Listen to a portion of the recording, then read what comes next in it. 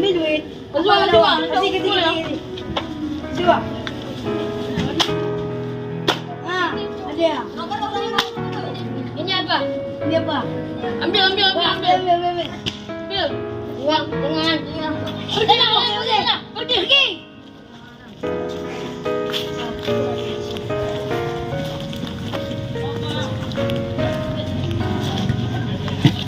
Setiap kata kasaran terlontar, setiap tindakan kejam yang kulalui, merobek hati dan mengoyak jiwa ini. Kenapa harus begini? Kenapa harus menjadi target bullying? Aku juga ingin hidup dengan damai. Mari bersama-sama kita hentikan bullying, sehingga tidak ada lagi orang yang merasakan perasaan hancur dan terabaikan. Stop bullying! Stop bullying! Stop bullying!